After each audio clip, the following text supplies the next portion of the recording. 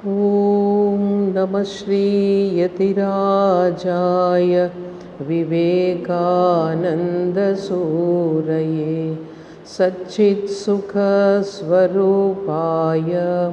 स्वामिने तापहारिणे. స్వామి వివేకానంద సంపూర్ణ గ్రంథావళిలో 2వ వాల్యూమ్లో జ్ఞానయోగంలో ఈరోజు lecture the real and the apparent man, ఇది సబ్జెక్ట్. ఇది న్యూయార్క్లో ఇచ్చారు, అమెరికాలో. ఈ లెక్చర్ని స్వామీజీ ఈ ప్రసంగాన్ని చేశారు న్యూయార్క్లో. The real and the apparent man అంటే, అపరెంట్ అంటే పైకి కనిపించేది, రియల్ అంటే నిజమైన. సో మనకు కనిపించే మనిషి నిజమైన మనిషి కాదు అని దీని అర్థం. కేవలం మనకు కనిపించే మనిషి నిజమైన మనిషి కాదు, నిజమైన మనిషి కనిపెట్టడం ఎలాగన్నది రెండిటికి తేడా చెప్తున్నారు స్వామీజీ. మనిషి అన్న తర్వాత చాలా దూరంగా ఆలోచిస్తాడు, అంతే కదా. ఫ్యూచర్లో ఏమవుతుంది, తర్వాత అందులో ఒక ఆలోచన ఏంటంటే నేను చనిపోయిన తర్వాత ఏమవుతుంది అన్నది చాలామంది ఎప్పటి నుంచో ఆలోచిస్తూ వస్తున్నారు, అవునా కదా. ఆలోచించాల్సిన అవసరం లేదు, కానీ ఆలోచిస్తున్నారంటే మనిషి యొక్క స్వభావం, ఎక్కడికి వెళ్తాము అయిపోయిన తర్వాత అని చెప్పి చాలామంది చాలా రకాలు సిద్ధాంతాల్ని ప్రతిపాదించారు. కొన్ని నరకాలు అంటారు, ఒక్కొక్క ఈ ధార్మిక సాంప్రదాయంలో ఒక్కొక్క విధంగా వాళ్ళు చెప్పుకున్నారనమాట.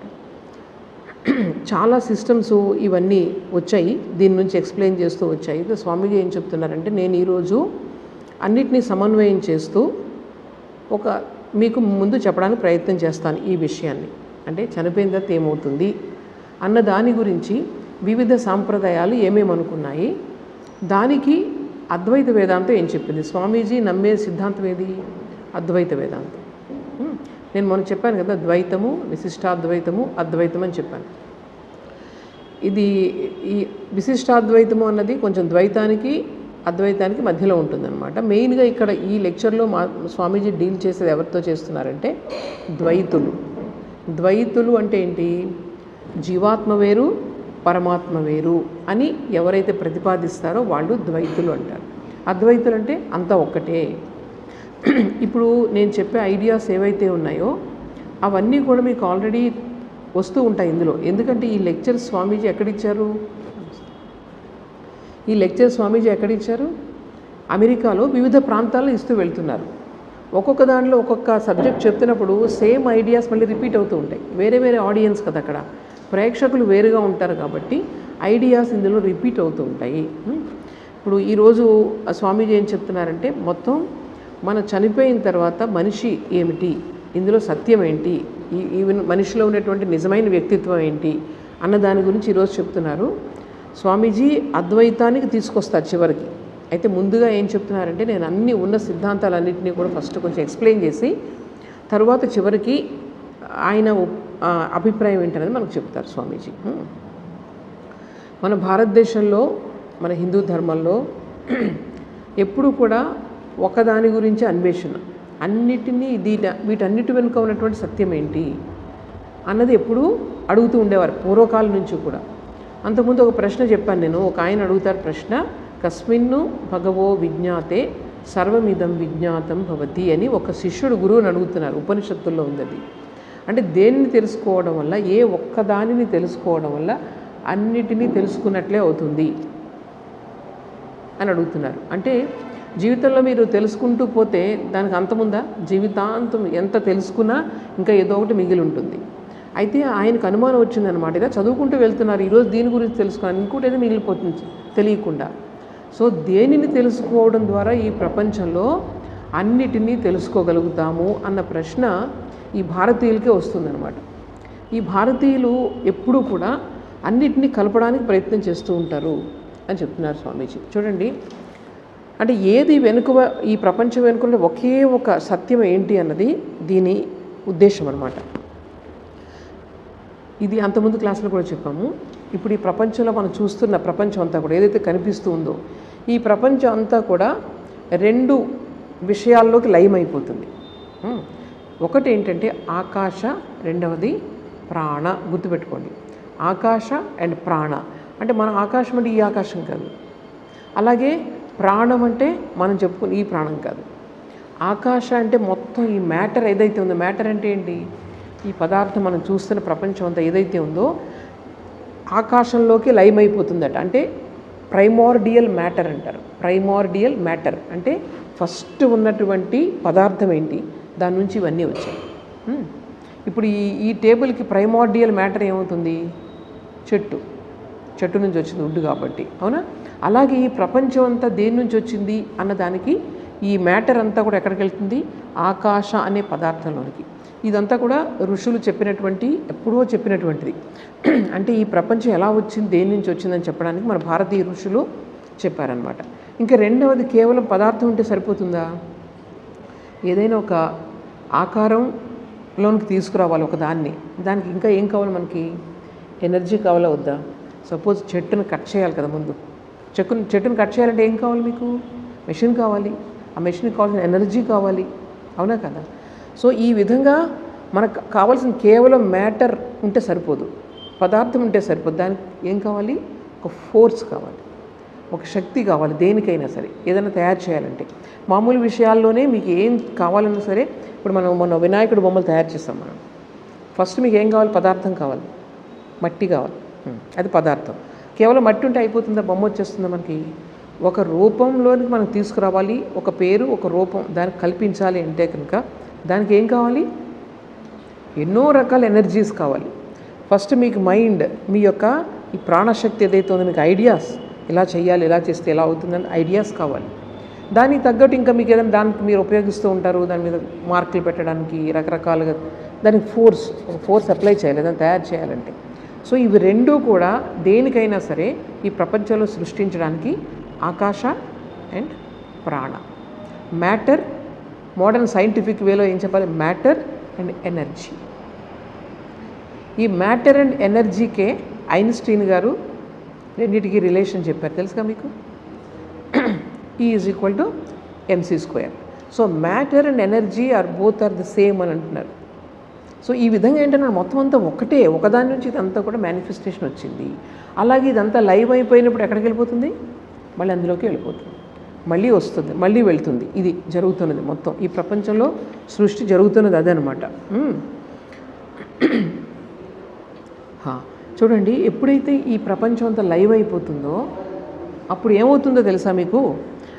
ఫస్ట్ ఈ సాలిడ్గా ఏదైతే ఉందో, సాలిడ్ అంటే మనం టచ్ చేస్తున్నాం దీన్ని, ఈ సాలిడ్ ఏమైతే ఉందో ఫస్ట్ ఎక్కడికి వెళ్తుంది, అది లిక్విడ్ ఫామ్లోకి వెళ్తుంది. అంటే ద్రవ పదార్థంలాగా మారిపోతుంది. ఘన పదార్థం ఎలా మారిపోతుంది, ద్రవ పదార్థంగా మారిపోతుంది. ద్రవ పదార్థం ఎలా మారిపోతుంది, ఎలా ఉంటుంది, గ్యాసియస్ స్టేట్, అంటే వాయువుగా మారిపోతుంది. అంటే వచ్చే కొద్దీ మీకు ఏమవుతుంది తెలుసా, సటిల్గా మారిపోతుందా లేదా, మొత్తం అంతా కూడా సూక్ష్మంగా మారిపోతుంది. సో ఫస్ట్ ఘన పదార్థం నుంచి ఏమొచ్చింది, ద్రవ పదార్థం వచ్చింది.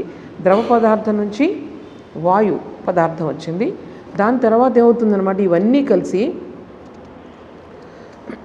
హీట్ వైబ్రేషన్స్ కింద మారిపోతాయి. అంటే ప్రపంచం లైవ్ అవుతున్నప్పుడు జరిగే ప్రక్రియని చెప్తున్నారు. అదేంటి, తర్వాత నెమ్మదిగా హీట్ వైబ్రేషన్స్, మొత్తం ఈ ప్రపంచం అంతా కూడా యూనిఫామ్గా ఉండేటువంటి ఒక శక్తి కింద మారిపోతాయి అన్నమాట, హీట్ వైబ్రేషన్స్.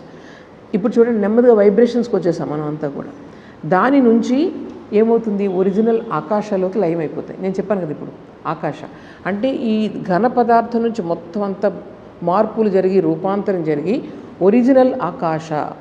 ఒరిజినల్ అంటే ఏంటంటే ప్రైమార్డియల్ మ్యాటర్ అని చెప్పాను కదా, అందులోకి ఎలాగ లయం అయిపోతుంది అనేది ఇక్కడ ప్రాసెస్ చెప్తున్నారు. ఓకే, అలాగే attractive power and repulsion power, తర్వాత gravitation, all forms of energy, all forms of forces, అవన్నీ కూడా ఒరిజినల్ ఎందులోకి, ప్రాణాలోకి లయం అయిపోతాయి. ఒకసారి ఊహించుకోండి, ప్రపంచం అంతా అలాగ డిసింటిగ్రేట్ అయిపోతుంది. ఏదైతే సృష్టించబడిందో అది కాంపౌండ్ అవుతుంది. కాంపౌండ్ ఏదైతే ఉందో అది లయం అవుతుంది, డిసింటిగ్రేట్ అవుతుంది. సో భగవంతుడు ఎవరన్నమాట, భగవంతుడు కాంపౌండ్ కాదు, తర్వాత డిసింటిగ్రేట్ అవ్వదు. ఏదైతే కలిసి వచ్చిందో అది మళ్ళీ ఎలిమెంట్స్లా విడిపోతుంది ప్రపంచంలో. అదంతా కూడా సృష్ట పదార్థం, సృష్టిలో ఉన్న ప్రతి వస్తువు కూడా మళ్ళీ కలుస్తుంది, లయం అయిపోతుంది, కలుస్తుంది, లయం అయిపోతుంది. కేవలం ఒకటే ఒకటి ఉంది, అదేంటి, ఎప్పుడూ కలవడం అది ఒకటే రియాలిటీ, ఎప్పుడూ ఉంటుంది, అన్ని చోట్ల ఉంటుంది, ఎప్పుడు విడిపోవడం. ఎందుకంటే అది కలవలేదు, కలవడం ద్వారా వచ్చింది కదా అది. That is the original thing which always exists. దాన్ని మనం ఏమని చెప్పారంటే, చూడండి, దేవుడు అంటే ఇట్లా మన భారతదేశంలో భగవంతుడు అంటే సచ్చిత్ ఆనందం అని చెప్పారు. సత్ అంటే ఏంటిది అనమాట, ఎప్పుడూ ఉండేది. దానికి డెఫినేషన్ చూడండి ఎలా ఇచ్చారు, ఎప్పుడూ ఉండేది. చిత్ అంటే కాన్షియస్నెస్, చైతన్యం. అది చైతన్యం ఎప్పుడు ఉండేదని చెప్పి జడ పదార్థం కాదు, అది చైతన్యం. తర్వాత ఆనంద స్వరూపం అంటే దానిని తెలుసుకుంటే నీకు ఆనందమే ఉంటుంది, ఏ రోజు దుఃఖం కలగదు. సో ఇవి మూడు కలిసి భగవంతుని యొక్క స్వరూపాన్ని వర్ణించారు. ఎంత సైంటిఫిక్గా ఆలోచించారో చూడండి. అలాగే ఇంకొక డెఫినేషన్ మనం చెప్పాను మీకు, ఏం చెప్పారు భగవంతుడు అంటే, దేని నుంచి అయితే ఈ సృష్టి అంతా వచ్చిందో, ఎందులో ఉంటుందో, మళ్ళీ ఎక్కడికి వెళ్తుందో, దాన్ని భగవంతుడు. ఇలాంటి డెఫినేషన్స్ మీరు అర్థం చేసుకోవాలి. భారతదేశంలో భగవంతుడు అంటే చాలామంది మీకు ఏంటి, మీరు రాళ్ళని రప్పల్ని పూజిస్తున్నారు. ఇప్పుడు అందరూ కూడా అదే కదా, విగ్రహాలు మీరు పూజిస్తున్నారు, చాలా మీరు very low level of worship అని అందరూ విమర్శిస్తుంటే సమాధానం చెప్పే నాలెడ్జ్ మన ఎవరికి లేదు, 90% ఎవరికి తెలియదు. అయితే ఇవన్నీ ఎప్పుడు రాసినవి, కొన్ని వేల సంవత్సరాలు, 10,000 సంవత్సరాల క్రితం రాసి వచ్చిన బుక్స్ ఇవన్నీ కూడా, గురు పరంపరగా వస్తున్నటువంటి ఐడియాస్ ఇవన్నీ కూడా సాంస్క్రిట్ మంత్రాల్లో ఉన్నాయి. మనకంటే ఏమి తెలియదు కదా, ఇంట్లో 4 పూజ చేసేస్తే అయిపోయింది అనుకుంటున్నాము. కానీ మీ ఎంతమందికి తెలుసు, ఎవరైనా మీరు కౌంటర్గా మీరు విగ్రహాలను పూజిస్తే అందరూ మతం మార్చుకుంటున్నారు, అంతే కదా. విగ్రహాలను రాళ్ళను పూజిస్తున్నారేంటి, హిమాలయాలకు ఎక్కడికో వెళ్ళి ఒక రాయిని చూసొస్తున్నారా మీరు అని అడుగుతూ ఉంటే వీళ్ళందరూ కన్వర్ట్ అయిపోతున్నారు. కానీ ఒరిజినల్ ఐడియాస్ మనకు తెలియదు. అదే చూడండి ఎంత దౌర్భాగ్యం ఉంది. ప్రతి వాళ్ళకి అర్థం అవ్వాలి ఇవన్నీ కూడా. యతోవా ఇమాని భూతాని జాయంతే ఏన జాతాని జీవంతి యత్ ప్రయత్యభిసంవిశంతి. ఇది ఎన్నోసార్లు మీ దగ్గర చెప్తూ ఉంటాను, కంఠస్థం చేయండి. ఎక్కడి నుంచి అయితే ప్రపంచం వస్తుందో, ఎందులో అయితే ఉందో, ఎక్కడికి మళ్ళీ వెళ్తుందో, దట్ ఈస్ గాడ్. తత్ బ్రహ్మేతి, తత్ బ్రహ్మ ఇది, that is called Brahman, that is the highest reality అని చక్కగా చెప్పారు మన వాళ్ళు. అలాగే ఇప్పుడు కూడా మనం ఏం చెప్పుకున్నాం, దేనికైతే నాశనం లేదో, ఏది ఎప్పుడు ఉంటుందో, సత్ చిత్ ఆనంద స్వరూపం భగవంతుడు. ఎంత క్లియర్గా ఉంది, ఎక్కడా లేదు ఇలా డెఫినేషన్. కానీ మనకు తెలియదు మనకు ఉందని చెప్పేసి. సో ఇది మనము ఎప్పుడు కూడా గుర్తుపెట్టుకోవాలి, భగవంతుడు అంటే అది అని చెప్పి. సరే కొంచెం సో చూడండి ఎంత చక్కటి డెఫినేషన్ ఈ భగవంతుడు అంటే. ఇది మనం ఫస్ట్ మనం గుర్తుపెట్టుకోవాలి, భగవంతుడు అంటే దేని నుంచి ఈ సృష్టి అంతా వచ్చిందో అదే భగవంతుడు. మన వాళ్ళు ఏం చేశారు, ఇలా చెప్తే అర్థం కాదు కదా అందరికీ. అందుకని ఏం చెప్పారు, బ్రహ్మదేవుని క్రియేట్ చేశారు. ఆయన అన్ని వైపులా ఉంటుంది, 4 తలలు అంటే ఇవన్నీ సింబాలిక్ అనమాట, సింబల్స్ ఇవన్నీ కూడా. ఈ సింబాలిక్ చెప్తే మీకు తొందరగా గుర్తుంటుంది, తరతరాలుగా మీకు గుర్తుండడానికి. ప్రతి వాళ్ళకి ఫిలాసఫీ చెప్తే అర్థం కాదు కాబట్టి ఈ బ్రహ్మ విష్ణు మహేశ్వరులు అంటే అర్థం ఏంటి, ఈ సృష్టి యొక్క తత్వం ఎలా ఉంటుంది, సృష్టి స్థితి లయ, ఇవి 3 కూడా ఈ సృష్టి యొక్క ధర్మాలు. ప్రతిదీ కూడా ఈ సృష్టిలో ఏదైతే ఉందో ప్రతిదీ సృష్టించబడుతుంది, కొన్ని రోజులు ఉంటుంది, తర్వాత లయమైపోతుంది. అది కూడా షడ్ వికారాలు అంటారు జీవితంలో. ఎంత చక్కగా చెప్పారంటే మన వాళ్ళు. ఫస్ట్ జన్మ, తర్వాత అస్థి, తర్వాత పెరుగుతారు, తర్వాత నెమ్మదిగా పరిణామం చెందుతారు మనిషి జీవితంలో దశలు, తర్వాత నెమ్మదిగా అపక్షీయతే, నెమ్మదిగా పెద్దవాళ్ళు అయ్యే కొద్దీ మనకు మళ్ళీ అన్ని శరీర అంగాలన్నీ కూడా బలహీనం అయిపోతూ ఉంటాయి, చివరికి నశ్యతి పోతుంది. అంటే ఈ సృష్టిలో ప్రతిదాని ఎంత చక్కగా మన వాళ్ళు వర్ణించి చెప్పారనమాట. సో సృష్టి స్థితి లయ అంటే ఏంటనమాట, ఇక్కడ బ్రహ్మ విష్ణు మహేశ్వర్ అంటే దానికి సింబాలిక్ అనమాట. ఇవన్నీ కూడా ప్రతిదీ కూడా ఎంత డీప్ సింబల్స్ మీనింగ్ ఉందంటే మన దానికి. సో దేనితో అయితే చూడండి, సపోజ్ నేను చెప్తున్నాను, మరి శివుడు నిజంగా ఉన్నాడా అని అడగొచ్చు మీరు. ఉన్నాడు అనుకునే వరకు ఉన్నాడు, లేడు అనుకునే వరకు రూపం లేదు, కానీ శక్తి ఉంది. ఏదైతే లయం చేస్తుందో శక్తి ఉందా లేదా చెప్పండి. సో ఆ శక్తిని మనం ఊహించుకోవాలి అంటే దానికి మనం చక్కగా ఒక ఆకారాన్ని కల్పించుకున్నాం. ఆకారం కూడా ఎలా కల్పించారో చూడండి. ఆయన ఎలా ఉంటారు, నీలంగా ఉంటారు. నీలం అంటే ఆకాశం రంగేనా, ఆకాశం యొక్క రంగు నీలం కదా, విరాట్ స్వరూపం అది. అందులో మీరు రాత్రి ఎప్పుడైనా చూడండి, హిమాలయాల్లోకి వెళ్ళి మీరు చూస్తే, ఆకాశాన్ని చూస్తే మీకు ఎలా కనిపిస్తుంది, అన్నీ కూడా స్పష్టంగా కనిపిస్తాయి. మేఘాలకి చాలా పైన ఉంటాయి, అవి మేఘాలు కింద ఉంటాయి, హిమాలయాలు క్రింద ఉంటాయి. అందువల్ల మీకు అక్కడికి వెళ్తే మేఘాలు ఏమి ఉండదు, అంత ఆకాశం నక్షత్రాలు అన్నీ. సో శివుణ్ణి విరాట్ స్వరూపం ఆయన. చంద్రుడు అలా చూస్తూ ఉంటే చంద్రుడు ఆయన. అన్నీ కూడా సింబాలిక్ అనమాట. ఇట్లాగే ఈ పాము ఇవన్నీ ఎందుకు ఉంటుంది, తర్వాత ఈ నీలకంఠం ఎందుకు, ఇవన్నిటికీ కూడా సింబాలిక్ మీనింగ్ ఉందన్నమాట మన జీవితంలో. అలాగే బ్రహ్మగారు ఏదైనా సరే నువ్వు ఏ రూపంతో భగవంతుని నువ్వు ఆరాధిస్తావో ఆ రూపంలో నీకు ప్రత్యక్షం అవుతాడు. భగవంతుడు చేతగానే ఏముంది చెప్పండి. సో మనిషికి ఏ రూపంలో నువ్వు ఆరాధిస్తావో నీ ప్రాణశక్తిని అంతా పెట్టి ఆరాధించాలి భగవంతుడు, ఆ రూపంలో నీకు ప్రత్యక్షం అవుతాడు. సో ఈ గొప్ప గొప్ప మహాత్ములు అందరూ ఉన్నారు కదా మన దాంట్లో, అందరికీ దర్శనం ఇచ్చాడా లేదా? కృష్ణుడు ఎంతమంది చూశారు? కృష్ణుని ఆరాధించేవాళ్ళు మీరు చూడండి, వీరాబాయి 24 గంటలు వాళ్ళు చూస్తూ ఉన్నారు కృష్ణుడిని. మరి కృష్ణుడు ఉన్నాడా లేడా అంటే వాళ్ళకి లేడు అంటే మనకు అది వాళ్ళ దగ్గరికి వెళ్ళి మీరు లేడు అన్నా అనుకో మనకు ఒకరు కొడతారు పట్టుకుంది, ఎందుకంటే వాళ్ళకి అంత సత్యం అది. మనం ఏంటంటే ఎంతసేపు ఈ ప్రపంచంలో మునిగిపోయి ఉండి కృష్ణుడు లేడు అనుకుంటే ఎట్లాగా? సో దేని మీద మీరు మనసు పెట్టి దాన్ని మీరు ఆరాధిస్తారో భగవంతుడు ఆ రూపంలో నీకు వచ్చి తప్పకుండా నీకు దర్శనమిస్తాడు. సో మన భావం, మన ప్రాణాన్ని అందులో పొయ్యాలి. ప్రాణంతో భగవంతుని ఆరాధించినప్పుడు ఆయన ప్రాణవంతమై వస్తాడు. మన రామకృష్ణ పరమహంస గారు కాళికాదేవిని ఆరాధించారు. ఆయన కాళికాదేవి అంటే మళ్ళీ చూడండి ఎంత సింబాలిక్ అది. క్రింద శివుడు శవంలాగా పడుకుని ఉంటాడు, పైన ఆవిడ నాట్యం చేస్తూ ఉంటుంది. ఒక పక్క నుంచి వరాభయాలు ఇస్తూ ఉంటుంది, ఇంకో పక్క నుంచి సంహారం చేస్తూ ఉంటుంది. సృష్టిలో జరుగుతుంది ఇదే కదా చెప్పండి, ఇదే కదా? 24 గంటలు అదే జరుగుతుంది. క్రింద ఎవరైతే శివుడు అంటే ఆయన చైతన్యానికి స్వరూపం. ఈ చైతన్యం పైన ఈ సృష్టి అన్నది వస్తుంది పోతుంది, అది సింబాలిక్. కాళికాదేవి అంటే వీళ్ళందరూ ఈ విగ్రహాలు పూజించి అది శ్మశానంలో వీళ్ళు ఎన్ని రకాలు విమర్శిస్తున్నారు ఇప్పుడు ప్రపంచంలో. మరి ఇవన్నీ తెలుసుకోవాలా వద్దా చెప్పండి, ఎంతో సింబాలిక్. అయితే అక్కడ ఎవరైతే వెస్ట్రన్ కంట్రీస్లో, పాశ్చాత్య దేశాల్లో ఎవరైతే కొంచెం సైన్స్ డెవలప్ అయిందో వాళ్ళందరూ ఈ కాళికాదేవి దాన్ని అప్రిషియేట్ చేస్తున్నారు. వాళ్ళు ఋషులు ఎలా ఆలోచించి చెప్పారు, సింబల్ ఇచ్చారనమాట. ఈ ప్రపంచంలో జరిగే సత్యానికి వాళ్ళొక సింబాలిక్, అంటే వాళ్ళు చేస్తున్నప్పుడు ధ్యానం చేస్తున్నప్పుడు ఒకటి వాళ్ళకి ధ్యానంలో వచ్చింది అది, ఆ మూర్తి. దానిని వాళ్ళు ఆరాధించారు, వాళ్ళ సత్యాన్ని దర్శించారు, ప్రపంచానికి ఒక పద్ధతిని ఇచ్చారనమాట. వాళ్ళు బెంగాల్లో ఎంతమంది కాళికాదేవి భక్తులు ఉంటారు, ఎంతమంది, వాళ్ళందరూ అనునిత్యం వాళ్ళు కాళికాదేవితో ఆ రూపంలో దర్శిస్తూ ఉండేవారు వాళ్ళు. ఇలా దుర్గాదేవి, ఎంతమంది ఉన్నారు దుర్గాదేవిని చూసిన వాళ్ళు. సో మనం దేని మీద మీరు కాన్సన్ట్రేట్ చేసి భగవంతుని మీరు ఆ తత్వాన్ని తెలుసుకోవాలని అనుకుంటారో అదే భావంతో మీకు భగవంతుడు దర్శనమిస్తాడు. ఆ ప్రపంచమే వేరు అసలు ఇది. అందువల్ల దాన్ని ఉపాసన అంటారు అన్నమాట. ఉపాసన అంటే ఏంటంటే జస్ట్ ఇప్పుడు సర్వత్రా ఉన్నటువంటి భగవంతుణ్ణి మనం దర్శించాలంటే ఈ కళతో దర్శించలేము, అట్లాగా ఉపాసన చేయాలి. ఫస్ట్ ఒక చోట నువ్వు దర్శించు భగవంతుణ్ణి, అప్పుడు సర్వత్రా నువ్వు దర్శించగలుగుతావు. ఇదనమాట ఈ టెక్నిక్, ఇది ఇక్కడ అంతా కూడా. సో ఇక్కడ మనకి ఏం చెప్తున్నారో చూడండి. ఈ భగవంతుడి నుంచి, ఈ భగవంతుడు అంటే అది సత్యం ఏదైతే ఉందో దాని నుంచి ఈ ప్రపంచం అంతా వచ్చింది. దాని నుంచి ఫస్ట్ ఎలా ఉంది ప్రపంచం వచ్చే ముందు? ఆకాశ ప్రాణ, మ్యాటర్ అండ్ ఎనర్జీ. ఇది సైంటిఫిక్ లాంగ్వేజ్లో కూడా స్వామీజీ చెప్తున్నారు. ఎందుకంటే అప్పటికి ఇంకా ఐన్స్టీన్ చెప్పలేదు ఇదేమి. కానీ మ్యాటర్ అండ్ ఎనర్జీ అన్నది వాళ్ళు సైంటిస్టులు డిఫరెన్షియేట్ చేయగలిగారు. స్వామీజీ వీళ్ళు ఏం చెప్పారంటే వీటి రెండింటికి రిలేషన్ ఉంది, మ్యాటర్ని అంతటిని ఎనర్జీ కింద మార్చేయచ్చు అని కూడా చెప్పారు స్వామీజీ ఆ రోజుల్లో. తర్వాత స్వామీజీ వెళ్ళిపోయిన కొన్ని సంవత్సరాలకి, 4-5 సంవత్సరాలకి ఐన్స్టీన్ వచ్చి E=mc² అని చెప్పారనమాట. సో మొత్తం ఈ ప్రపంచం అంతా కూడా మ్యాటర్ అండ్ ఎనర్జీలుగా మీరు మొత్తం లయం చేసేయచ్చు. అదే ఇక్కడ ఆకాశ అండ్ ప్రాణాన్ని మన సైంటిస్టులు చెప్పారు ఆ రోజుల్లో. స్వామీజీ అక్కడికి వెళ్ళి చెప్తున్నారు, మీరు ఏదైతే మ్యాటర్ అండ్ ఎనర్జీ అంటున్నారో ఈరోజు మా వాళ్ళు ఆకాశ అండ్ ప్రాణాన్ని చెప్పారని చెప్తున్నారు అనమాట.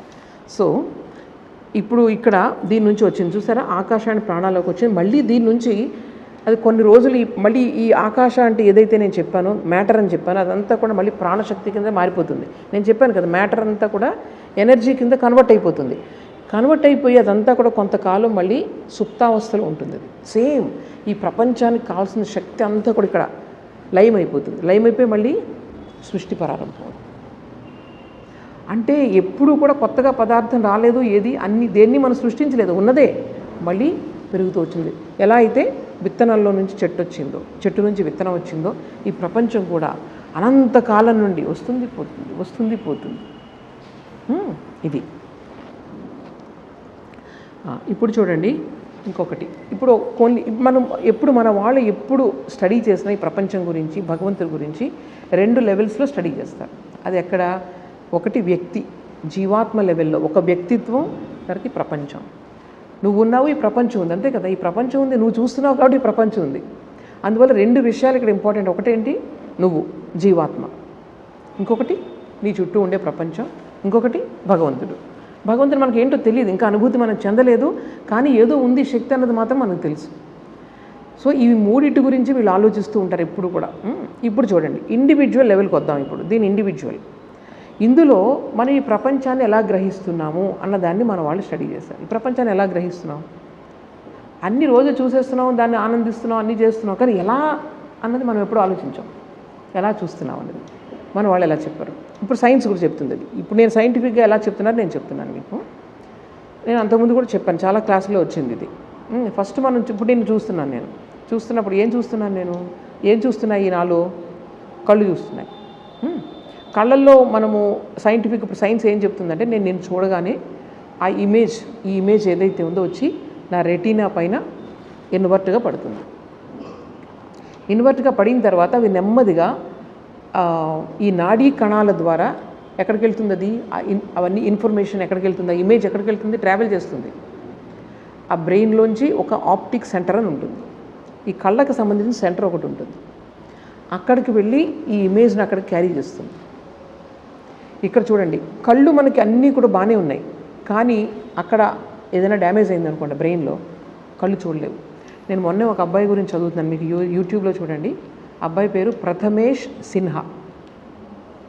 ప్రథమేష్ సిన్హా చక్కగా హెల్దీ బేబీ జన్మించిన తర్వాత 16 నెలల వయసులో బ్రెయిన్ ట్యూమర్ వచ్చింది.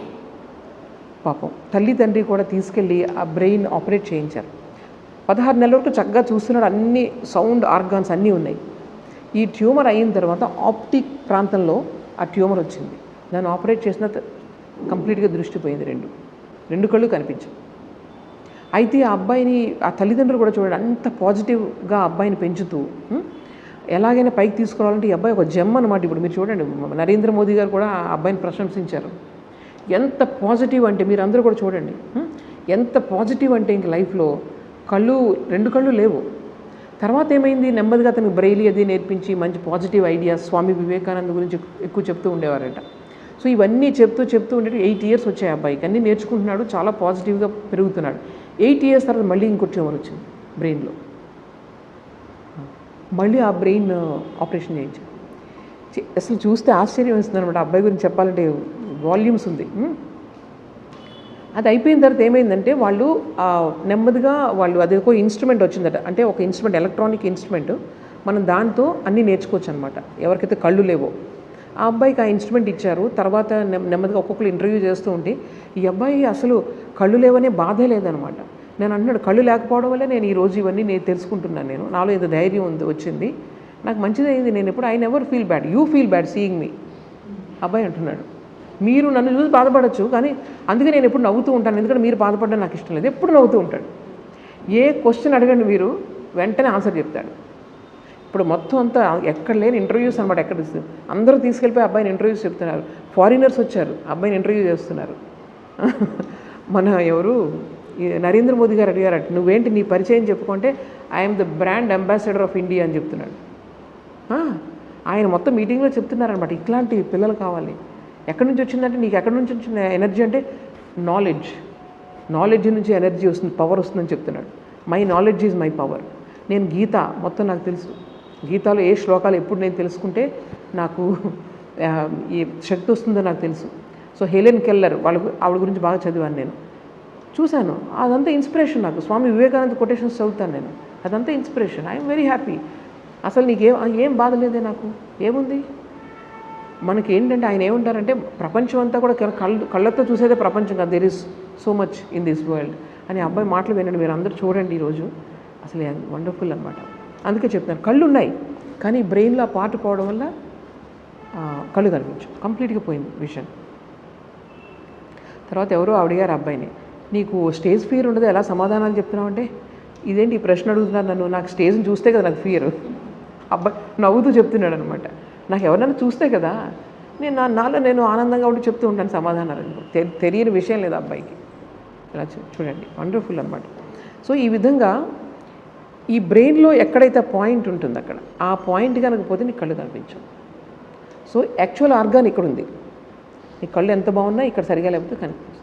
సరే, ఇప్పుడు ఇక్కడికి వచ్చిన తర్వాత ఇన్ఫర్మేషన్ నెక్స్ట్ ఎక్కడికి వెళ్తుంది, ఇన్ఫర్మేషన్ వచ్చింది అక్కడ.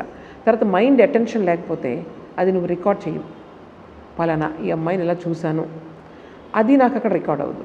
మైండ్ అటెన్షన్ ఉండాలి. సో మూడో వస్తువు ఏం కావాలి?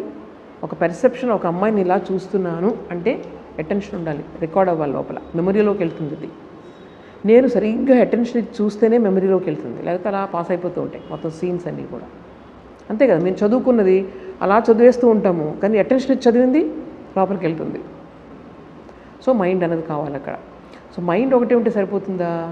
దాని తర్వాత ఇంకొకటి ఏం కావాలన్నమాట, దాన్ని ఆల్రెడీ ఇన్ఫర్మేషన్ ఉంది నీ లోపల, అంతకుముందు ఇన్ఫర్మేషన్, దాన్ని ఫార్ములేట్ చేస్తున్నప్పుడు ఇన్ఫర్మేషన్ రిలేట్ చేస్తూ ఉంటుంది, దానికి రిలేట్ చేసి రియాక్ట్ అవుతుంది లోపల నుంచి ఇంకొకటి, దాన్ని బుద్ధి అంటారు. సో బుద్ధి రియాక్ట్ అవుతుంది. నెక్స్ట్ స్టేజ్ రియాక్ట్ అయ్యి, ఓహో ఇది నలుపు, అంతకుముందు నేను నలుపు రంగు చూశాను, ఓ ఈ అమ్మాయి నల్ల డ్రెస్ వేసుకుంది అని ఎవరు చెప్తారు మనకి?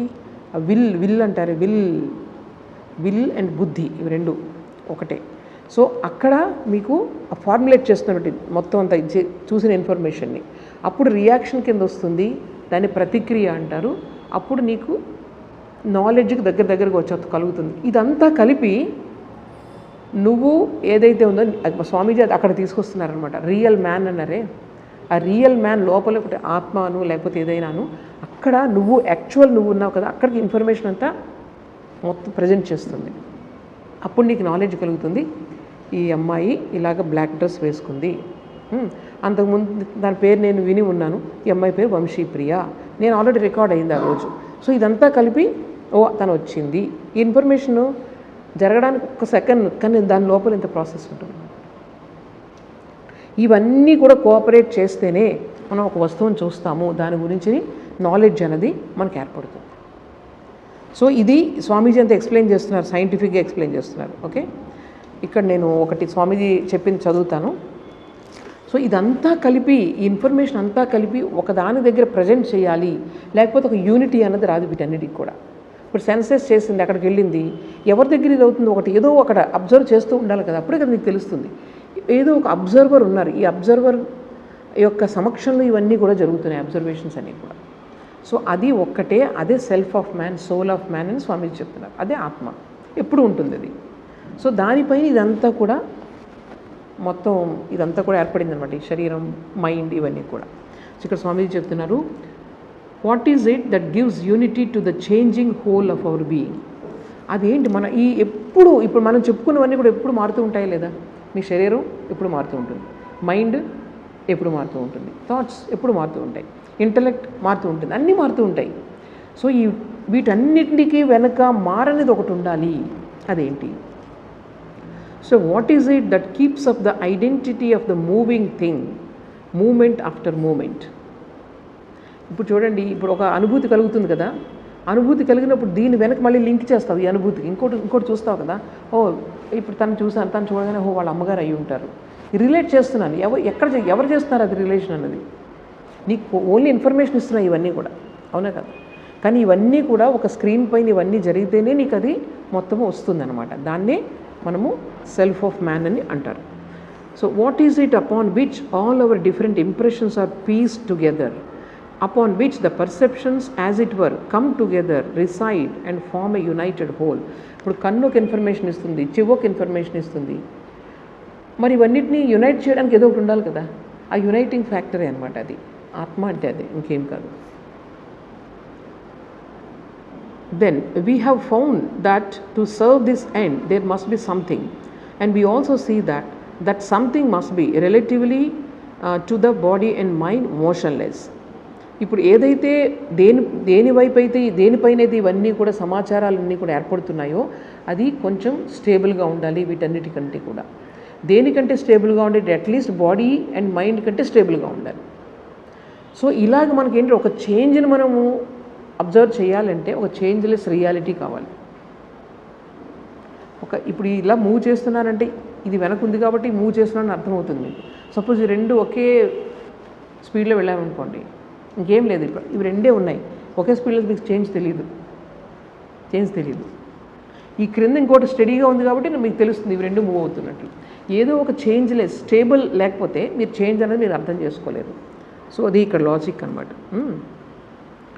The sheet of cloth upon which the camera throws the picture is relatively to the rays of light motionless, else there will be no picture. That is to say, the perceiver must be an individual. This something upon which the mind is painting all these pictures, this something upon which our sensations carried by the mind and intellect are placed and grouped and formed into a unity, is what is called the soul of man. అయితే దేనిపైన అయితే ఈ mind రకరకాల ఇంప్రెషన్స్ని create చేస్తుందో అదే మనకు soul of man, దాన్ని ఆత్మ అంటారనమాట. అది చెప్తున్నారు. సో ఇక్కడ మనము ఇప్పుడు ఇండివిజువల్ని స్టడీ చేసాం. చూడండి, ఇండివిజువల్ అంటారు అంటే అర్థం ఏంటి? ఇన్డివైడెడ్, అన్డివైడెడ్, దానిలో భాగాలు లేవు. ఇంగ్లీష్ పీపుల్ కూడా వాళ్ళకి తెలియకుండానే ఇండివిజువల్ అని పెట్టారు. అంటే ఏంటి? దానికి భాగాలు లేవు. మనం డివైడ్ చేస్తాం. ఇండివిజువల్ అనగా మనం డివైడ్ చేస్తాం. ఈ అమ్మాయి మంచి అమ్మాయి, చెడ్డ అమ్మాయి, లేకపోతే ఈ అమ్మాయిలో మైండ్ ఉంది, బాడీ ఉంది, ఇవన్నీ చెప్తున్నాం. ఇవన్నీ డివైడ్ చేయొచ్చు, కానీ actual personality, A real man, we cannot divide. It is individual, undivided. Understand? So ఇక్కడ మనం ఇండివిజువల్ని స్టడీ చేస్తాము. తర్వాత కాస్మిక్ లెవెల్లో కూడా సేమ్ థింగ్. ఫస్ట్ మ్యాటర్, దాని తర్వాత సటిల్, స్థూల ప్రపంచం, దాని తర్వాత సూక్ష్మ ప్రపంచం, దాని తర్వాత కారణ ప్రపంచం. ఇవన్నీ అయిపోయిన తర్వాత వెనక భగవంతుడు ఉన్నాడు. సో ఇక్కడ కూడా కాస్మిక్ లెవెల్లో మీరు తీసుకున్నప్పటికీ, మీరు ఇండివిజువల్ లెవెల్లో తీసుకున్నప్పటికీ, ట్రూత్ ఈజ్ వన్. నువ్వు ఇక్కడే స్టడీ చేసుకుంటూ వెళ్ళావు అనుకో, ఫస్ట్ నీ బాడీ లెవెల్ నుంచి నెమ్మదిగా నీ థాట్స్ని మెంటల్ లెవెల్లో తీసుకెళ్ళావు, బాడీ కాన్షియస్నెస్ తగ్గుతుంది. అంటే బాడీ అన్న ఐడియా పోతుంది నెమ్మదిగా. నెమ్మదిగా నువ్వు కాన్సన్ట్రేట్ చేసే కొద్దీ నీకు ఎక్కువగా నీ మైండ్లో ఐడియాస్ ఎలా వస్తున్నాయి, ఫామ్స్ ఎలా వస్తున్నాయి, ఇవన్నీ కూడా నీకు అర్థమవుతాయి. ఎంతసేపు బాడీ లెవెల్లో ఉంటే మైండ్ ఎలా పనిచేస్తుందని నీకు అర్థం కాదు. సో మెంటల్ లెవెల్ నుంచి ఇంకా లోపల డీప్గా కాన్సన్ట్రేట్ చేస్తుంటే you will cross your mind also. Thoughts ఆగిపోతాయి అక్కడ కంప్లీట్గా. సో ఇది మెడిటేషన్ అంటే ఇదే, ఇంకేం కాదు. సో ఇలా చేసుకుంటూ వెళ్తే at one point you will stop. అక్కడ ఇంక నువ్వు అంతా లైట్ అనమాట, ఇంకేం ఉండదు sir, completely light. That is called meditation, god realization. భగవంతుని పొందడం అంటే అదే, ఇంకేం కాదు. సో ఇక్కడ ఇండివిజువల్ లెవెల్లో నువ్వు అనలైజ్ చేసుకుంటూ వెళ్ళినా నువ్వు పొందగలవు. అలాగే ఈ ప్రపంచానంతటిని అనలైజ్ చేసినా నువ్వు పొందగలవు. అదే ట్రూత్కి వస్తావు అన్నమాట. సో ఎప్పుడు కూడా వ్యష్టి సమష్టి అంటారు, ఇండివిజువల్ అండ్ ద కాస్మిక్. ఇవి రెండు లెవెల్లో కూడా మన వాళ్ళు స్టడీ చేస్తారు, మన భారతీయులు. అండర్స్టూడ్?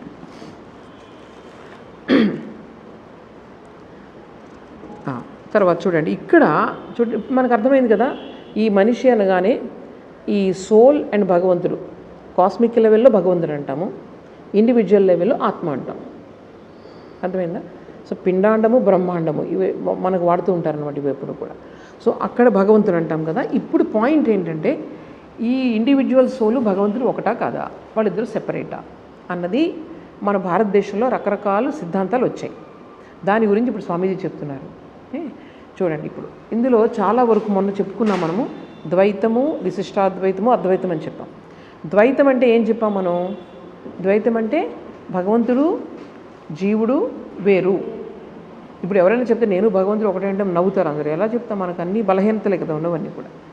సో ఇలాగా మనకు ద్వైతులు అలా చెప్పారు. వాళ్ళు ఏం చెప్తారంటే, ఇవి రెండు కూడా వాళ్ళు అంటే ద్వైత సిద్ధాంతాన్ని నమ్మేవాళ్ళు ప్రపంచంలో ఆత్మ అనే ఒక వస్తువు ఉంది అని ఒప్పుకుంటారు. సోల్ ఆఫ్ మ్యాన్ అంటే మైండ్ కంటే కూడా అతీతంగా. సోల్ అంటే మైండ్ కాదు, ఆత్మ. మన శరీరము, మనస్సు, ఆత్మ. సో ఈ ఆత్మ అన్నది భగవంతుడు మనిషిలోనూ ఉన్నాడు, ప్రపంచంలో కూడా ఉన్నాడు. సో మనిషిలో ఉన్న భగవంతుడు మొత్తం అంతా ఈ కాస్మిక్ గాడ్ ఒకటేనా అన్నదనమాట ఇక్కడ ప్రశ్న. సో మనం పూజిస్తూ ఉంటాం, దేవుని పూజిస్తూ ఉంటాం, మనం ద్వైత భావంలోనే చేస్తున్నాం. అక్కడ శివుడు పూజ చేస్తాం, శివుడు వేరు నేను వేరు అనే భావంతో కదా చేస్తాం. మ్యాక్సిమం 99% అట్లాగే చేస్తారు. అయితే ఈ ద్వైతులందరూ కూడా ఏం చెప్తున్నారనమాట, ఒక పర్మనెంట్ అన్చేంజబుల్ రియాలిటీ ప్రపంచంలో ఉంది, ఎప్పుడు మారనటువంటిది, దాన్ని ఆత్మ అంటాము. అయితే ఇది వేరు, అది వేరు, ప్రపంచం వేరు, అదే భగవంతుడు వేరు, నేను వేరు అన్నది ద్వైత సిద్ధాంతం చెప్తుంది. అట్లా పెడదాం. నెక్స్ట్ బౌద్ధులు అంటే బుద్ధుడు వచ్చాడు కదా, తెలుసు కదా మీకు. బుద్ధుడు ఎప్పుడు వచ్చాడు చెప్పండి? మన బుద్ధ భగవానుడు ఎప్పుడు జన్మించారు? మన ఇప్పటివరకు చరిత్ర ప్రకారం క్రీస్తు పూర్వం 6వ శతాబ్దం. క్రీస్తు పూర్వం 6వ శతాబ్దం బుద్ధ భగవానుడు. ఆయన వచ్చి ఏం చేశారనమాట, వేదాలని వీటిని ఏం చెప్పారంటే అప్పటికే ఇవన్నీ ఉన్నాయి ఈ సిద్ధాంతాలన్నీ, కానీ ఆయన అవన్నీ పెద్దగా పట్టించుకోలేదు. ఆయన ఏం చేశారనమాట, ఈ ప్రపంచంలో కష్టం ఉంది, దుఃఖం ఉంది, దీనికి ఏదన్నా ఒక సొల్యూషన్, పరిష్కార మార్గం అన్నది కనిపెట్టాలి అన్నది ఆయన సిద్ధాంతం. ఆయన ఏం చేశారు దానికోసం, ఈ మిస్టరీ అంతా కనుక్కోవడానికి ఆయన మెడిటేషన్ చేశారు, సంవత్సరాల తరబడి మెడిటేషన్ చేశారు, ధ్యానం చేశారు. చేస్తే ఆయనకు అర్థమైంది, మార్గం అర్థమైంది. మార్గం అర్థమై ఆయన యొక్క సిద్ధాంతాన్ని ప్రచారం చేశారు. ఇప్పుడు ఈ రోజుల్లో కూడా బౌద్ధులు ఎంతోమంది ఉన్నారు. వాళ్ళ సిద్ధాంతం ఏంటంటే, ఇప్పుడు ఈ శరీరం ఉంది, మనస్సు ఉంది, అంతే. మళ్ళీ ఏదో సోల్ అంటారు, దాన్ని ఏమైనా మనం చూసామా ఏంటి? మూడోది ఏం లేదు. బౌద్ధులు మెయిన్గా బౌద్ధులకి ఈ వేదాంత దానికి డిఫరెన్స్ అదే అనమాట. మూడవది ఏది లేదు. ఈ ప్రపంచం అంటేనే ఎప్పుడు మారుతూ ఉండేటువంటి ఒక పదార్థం అంతే. బాడీ అన్నది ఎప్పుడు మారుతూ ఉండేటువంటి మ్యాటర్. మైండ్ అన్నది కాన్స్టెంట్ చేంజింగ్ థాట్స్. సో ఎప్పుడు చేంజ్ అన్నది మెయిన్. బుద్ధిజం అనగానే ఏంటంటే చేంజ్, ఎవ్రీథింగ్ ఈజ్ చేంజ్. దాని వెనక ఇంకా ఆత్మ నాన్ సెన్స్ ఏమి లేదు అని చెప్పేసారు వాళ్ళు. సో ఏది కరెక్టు? మన వాళ్ళు ఏంటంటే భారతదేశంలో చూడండి, మీ ఇష్టం, మీకు కావాలంటే మీరు ఒక సిద్ధాంతాన్ని ప్రచారం చేయొచ్చు. మీకు అనుభవం అయిందనుకోండి, మీరు ఒక సిద్ధాంతం పెట్టండి, నో ప్రాబ్లం, ఎవరు ఏమనరు. అందువల్ల ప్రతి వాళ్ళకి స్వేచ్ఛ భగవంతుడి గురించి. ఎందుకంటే భగవంతుడు కేవలం నాకు తెలిసినవాడే భగవంతుడు ఎలా అవుతాడు? ఆయన అనంతం. ఆయన అందులో ఒక మనిషికి మాత్రమే తెలిసినవాడే భగవంతుడు అనుకోవడం చాలా సంకుచితమైన దృష్టి ధార్మిక ప్రపంచంలో. ఆలోచిస్తేనే అర్థమవుతుంది. ఎట్లా అర్థమవుతుంది నీకు ప్రపంచం ఇదే అని ఎలా చెప్పగలవు? అందుకని మన వాళ్ళు ఏం చేశారు, ప్రతి వాళ్ళకి స్వేచ్ఛ ఇచ్చారు. నువ్వు కూడా కనుక్కో నీ పద్ధతిలో, నలుగురిని నువ్వు నమ్మించు, నువ్వు ఫాలోవర్స్ నువ్వు చేసుకో, ఎంతమంది. అందుకని మనకి ఎన్నుంది కదా. అయితే ఇందులో ప్రాబ్లం ఏంటంటే, సాధారణమైన మనుషులు కన్ఫ్యూజన్, అన్నమాట. ఏది కరెక్ట్, దేన్ని నమ్మాలో అర్థం కాదు వాళ్ళకి. దీన్ని ఆసరాగా చేసుకుని వేరే దేశాల నుంచి వచ్చి, మీకు అసలు సరైన సిద్ధాంతం లేదు, ఏం లేదు, మీవన్నీ తప్పులని చెప్పి క్రిస్టియన్స్, ముస్లిమ్స్ వచ్చి మతం మార్చి మన ఎవరికి అర్థం కావట్లేదు, కన్ఫ్యూజన్ అనమాట. అందుకని ఇప్పుడు అర్థం చేసుకోవాలి మనం అందరం కూడా. ఇవన్నీ అర్థం చేసుకోవాలి. ఎందుకు వచ్చాయి సిద్ధాంతాలన్నీ? సత్యాన్ని తెలుసుకోవడానికి ఎంత స్వేచ్ఛ చూడండి మనందరికీ కూడా. సో ఈ విధంగా బౌద్ధులు వచ్చి వాళ్ళు అది చెప్పారు, ఆత్మ లేదు, ఏం లేదు, నాన్ సెన్స్. వేదాలు చెప్పినవన్నీ కూడా లేవని చెప్పేశారు. ఇప్పుడు స్వామీజీ చెప్తున్నారు ఏది కరెక్టు? ఇప్పుడు స్వామీజీ ఏం చెప్తున్నారంటే, ఆత్మ అనే వస్తువు ఉంది. ఎందుకంటే లాజికల్గా ఏదైనా చేంజ్ మీరు చూడాలి అంటే, మార్పు చూడాలంటే, మార్పు లేని వస్తువు ఉన్నప్పుడే మార్పు కనిపిస్తుంది మీకు. మీరు ఆలోచించి చూడండి. సినిమా చూస్తున్నాం వాళ్ళతో కదిలిపోతున్నాయి సీన్స్. ఎక్కడి నుంచి వెనక నుంచి ఒక రీల్ కదులుతూ ఉంటుంది. ఆ రీల్ కదులుతుంటే ఇక్కడ సీన్స్ కదులుతూ ఉంటాయి. ఆ వెనక ఏదుంది? మారని వస్తువు ఏదుంది అక్కడ? ఆ స్టేజ్ లేకపోతే నీకు సినిమా ఎక్కడ ఉంటుంది? దేనికైనా సరే మీకు ఎక్కడైనా మీరు మూవ్మెంట్ చూస్తున్నారంటే ఏదో ఒక మారని వస్తువు ఉండాలి. సముద్రంలో అలలు వస్తూ ఉంటాయి, కేవలం అలలు మాత్రమే మీరు చూస్తూ ఉన్నారు. అలలు ఎక్కడి నుంచి వస్తాయి? అలలు వస్తున్నాయి, చేంజ్ అవుతూ ఉందని దాని వెనుక మారనిది ఏదో ఉంది. కంపారిటివ్గా చూడండి, అలల కంటే కూడా వెనకున్న సముద్రం స్టడీగా ఉందా లేదా? మరి సముద్రంలో కొంచెం కదలిక ఉంది. ఏది స్టడీగా ఉంది సముద్రానికి కంపారిటివ్గా? భూమి సముద్రంలో అలల కంటే కూడా కంపారిటివ్గా మీకు స్టడీగా ఉంది. అర్థమైందా? మరి భూమి కదులుతుందా లేదా? మీరు పైన స్పేస్లో చూడండి. మొన్న పంపించారు మీరు, ఆ శుభాంశు శుక్లా వెళ్ళారు కదా స్పేస్కి వెళ్ళారు. వీడియో చూసారా మీరు? ఏం చూడలేదా? మొన్న వెళ్ళారు కదా స్పేస్ స్టేషన్కి, ఇంటర్నేషనల్ స్పేస్ స్టేషన్కి. మన ఇండియన్ ఒక ఆయన శుభాంశు శుక్లా అని ఒక ఆయన వెళ్ళారు. అక్కడ నుంచి ఇండియా ఎలా కనిపిస్తుంది భూమి వీడియో తీశారు. ఏ స్పీడ్ తిరుగుతుంది తెలుసా భూమి?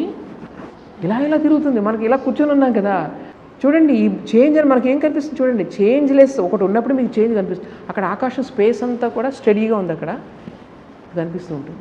మనం చూడలేకపోతున్నాం, అసలు ఆశ్చర్యపోతాం. ఈ భూమి ఎంత స్పీడ్గా తిరుగుతుంటే మనం టపటప కింద పడిపోవాలి. ఎందుకు పడిపోవట్లేదు మనం? ఎందుకు పడిపోవట్లేదు చెప్పండి? గ్రావిటేషన్. ఆ గ్రావిటేషన్ లేదు కాబట్టి వాళ్ళు అక్కడ ఏం చేస్తున్నారు, స్పేస్ స్టేషన్లో తేలుతున్నారు అక్కడ. Very interesting. అందుకని పైనుంచి చూడాలి. చూస్తూ ఉంటే మనం చిన్న వాడి దెబ్బలాడుకుంటూ ఉంటాం కదా, ఈ సోకాల్డ్ ఈ భూమి దెబ్బలాట్లు ఇవన్నీ పైనుంచి చూస్తే ఒక బాల్ తిరుగుతూ ఉంది. ఇంకేం లేదు, ఒకటే. ఇంకా పైకి వెళ్ళండి, ఇంకా పైకి అంతరిక్షంలోకి వెళ్ళిపోతే మొత్తం మీ సౌర కుటుంబం అంతా చిన్న స్పెక్ లాగా కనిపిస్తుంది. ఇంకా పైకి వెళ్ళిపోండి, గెలాక్సీ అంతా చిన్న లైన్లా కనిపిస్తూ ఉంటుంది. సో ఎంత వాస్ట్ చూడండి ఈ ప్రపంచం అన్నది. ఈ వాస్ట్ ఇంత గొప్ప ప్రపంచాన్ని మనకు మనిషి తెలుసుకోగలుగుతున్నాడా లేదా? అందుకే మనిషి చాలా గ్రేట్.